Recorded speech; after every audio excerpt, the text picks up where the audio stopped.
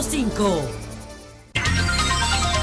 Bien, señores, continuamos con los comentarios y entonces vámonos inmediatamente con Lenchi Vargas. Buenos días, Lenchi, ¿cómo estás? Buenos días, Martín Esposo, y buenos días a mis compañeros de Sol 106.5 aquí en Sol de la Mañana. María Elena, que después de Semana Santa vino como renovada, eso está muy bien. Hola, El camarada qué bien, el Eury, descanso, Olí, el descanso. José, y para nuestro pueblo 106.5 abrazos. Nuestro pueblo acá y los dominicanos de allá. Y quiero sumarme a la pena que ya expresó Martínez Pozo en el caso de Jack Veneno y también en el caso de Sergio García. Jack Veneno porque todos los vivimos.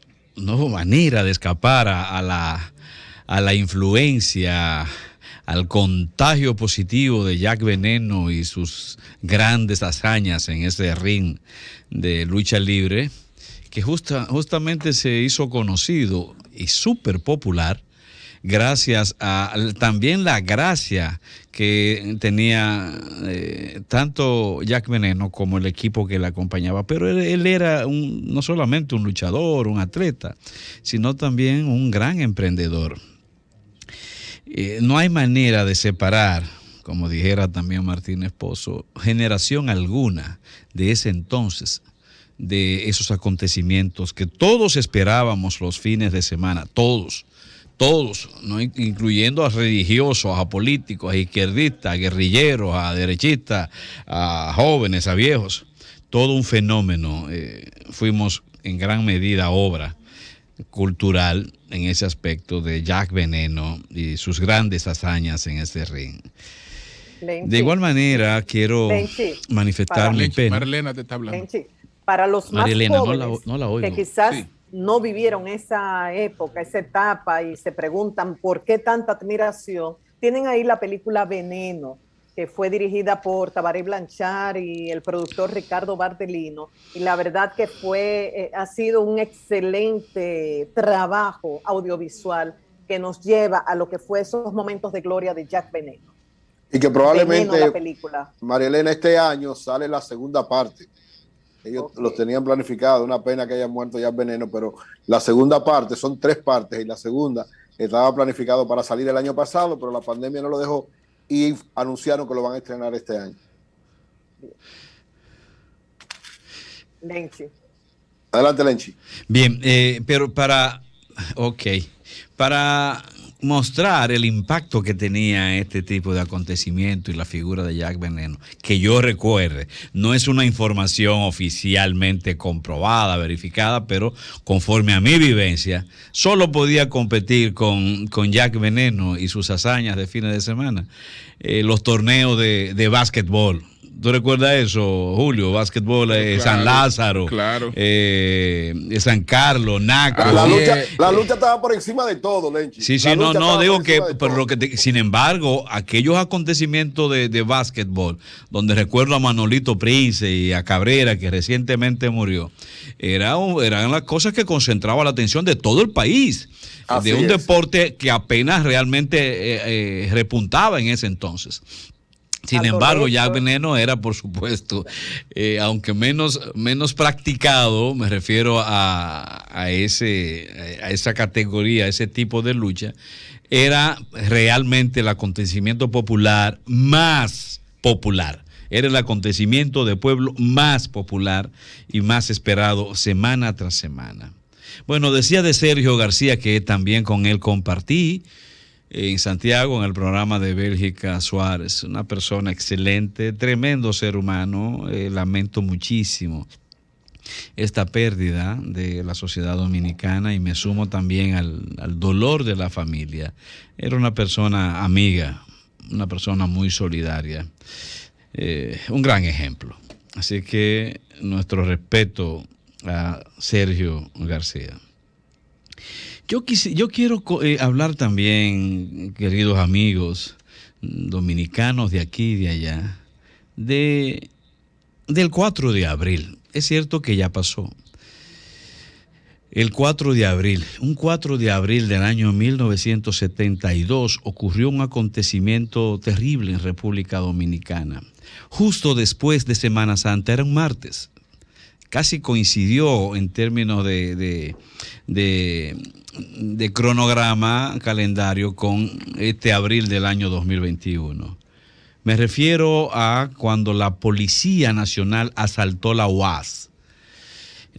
Aquel mediodía de aquel fatídico día, donde cae mortalmente herida Sagrario Ercira Díaz y además cerca de 8 estudiantes más heridos.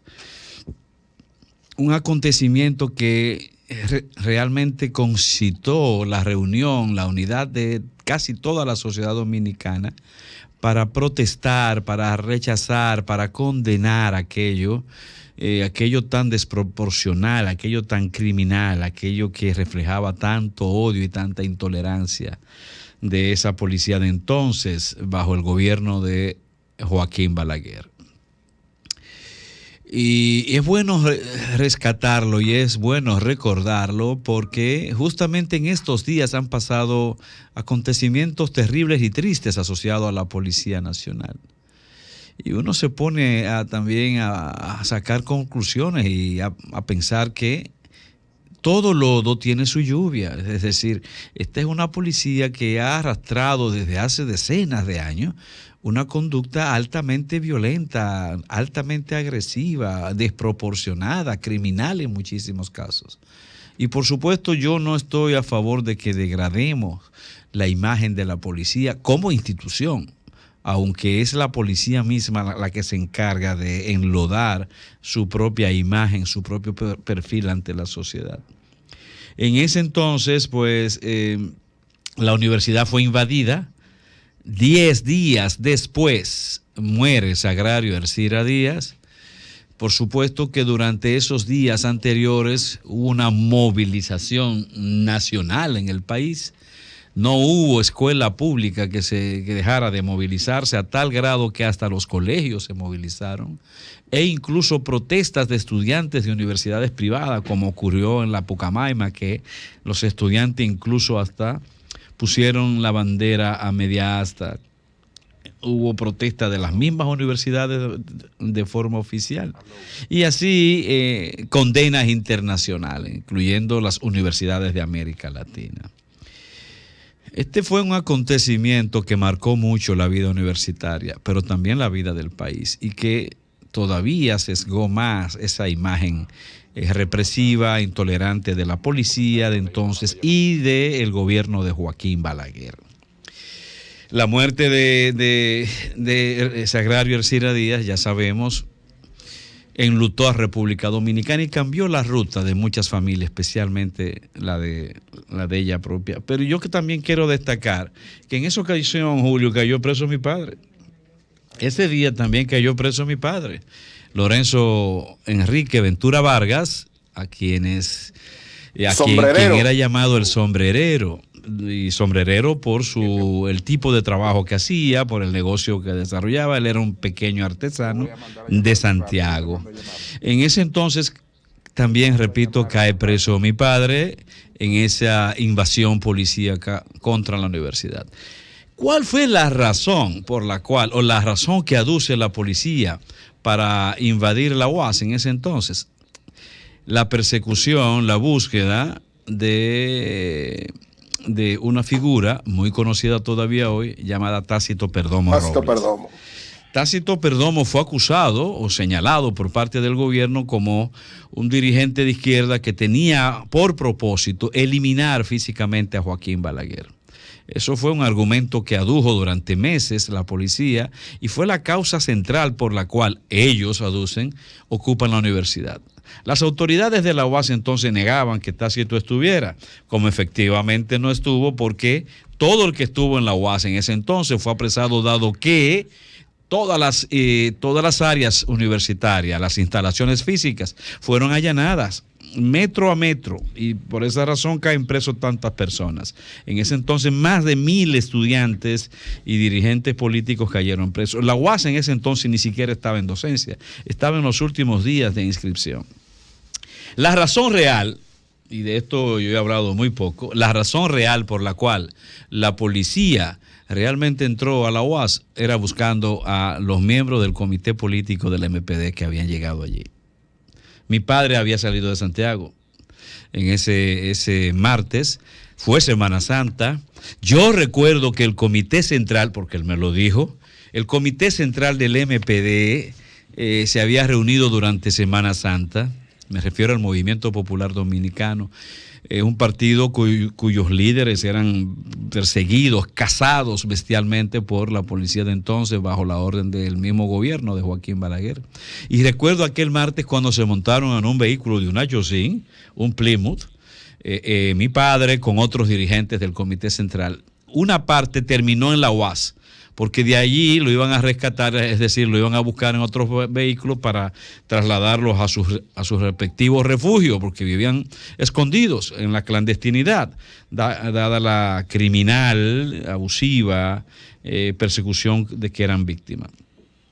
Pero la policía supo por alguna filtración que llegaron los miembros del Comité Central del MPD allí. No todos, incluyendo incluso a Fafa Tavera, incluyendo a Fafa, si mal no recuerdo, porque sé que salieron varios dirigentes. En ese entonces agarraron 3 miembros del comité político del MPD y otros miembros del comité central. Otros lograron salir anterior a la ocupación policial. Tácito Perdomo estaba vinculado al MPD y por esa razón, como aquellos decían, me refiero a la policía y el gobierno, que la misión de Tácito luego de venir del exterior era eliminar a Balaguer, pues la persecución contra el MPD se acrecentó.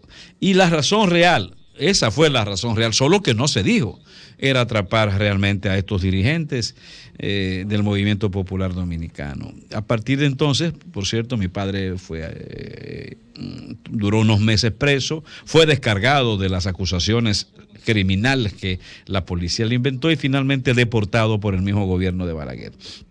Pero no podía dejar pasar este asunto que tiene que ver con la historia de República Dominicana, de esa historia represiva de intolerancia política que vivimos durante esos 12 años. Por otro lado... Aunque en el caso del amigo Tácito, después de aquella acusación de que vino a eliminar a Balaguer, se dedicó a perennizar a Balaguer. Sí. Así es.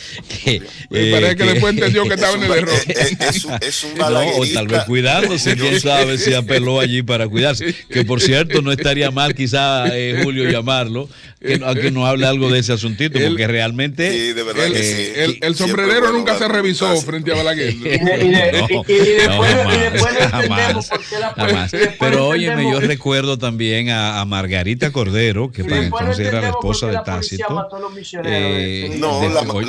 Es el tema porque el PLD no hizo su parte. Ok. Entonces, yo lo sé. Terminando, recordaba a Margarita.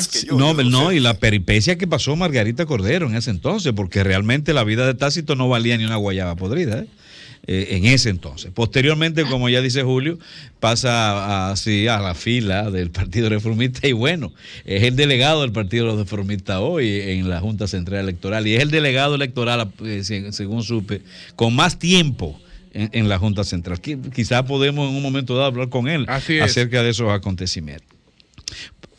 Por otro lado, yo quiero saludar, como creo que todo el país lo ha hecho, el retiro que por orden, por decreto presidencial, se hizo de 126 coroneles, 53 mayores, 77 capitanes, 76 primeros tenientes y 18 segundos tenientes procedentes de la Policía Nacional. Unos 350, como ya dije. Es algo que la gente, el pueblo viene demandando, las instituciones y las organizaciones de la sociedad civil también han venido reclamando en búsqueda de un reordenamiento institucional de la policía y de las Fuerzas Armadas en sentido general. Pero quiero recordar que en el año 2016, o hace cerca de cuatro años alrededor, existían 441 coroneles en la policía. Estamos retirando, estoy hablando de hace 4 años y pico atrás. Se presume que ese número nunca baja, sino que sube. Y para hace 4 años atrás habían 401 coroneles, 900 tenientes coroneles, 941 mayores. Recordemos que ahora se está retirando a 53. 1.571 capitanes, 2.552 primeros tenientes, 4.064 segundos tenientes y 3.718 entre sargento y sargento mayores. Entonces habían 3 mayores generales en la policía y 48 generales.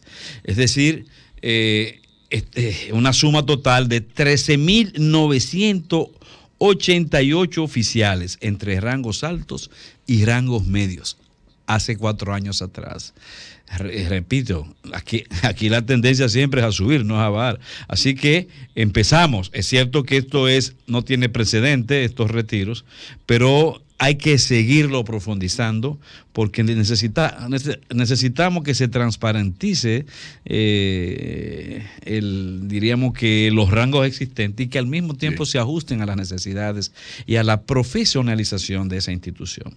Julio, es un llamado público que hacemos para que esto se siga revisando y luego hablaremos de este tema referido a las Fuerzas Armadas, que el caso es grave. Lenchi, tenemos al doctor Alberto Santana, gastroenterólogo. Vamos a conversar con el doctor Alberto Santana, gastroenterólogo, hepatólogo.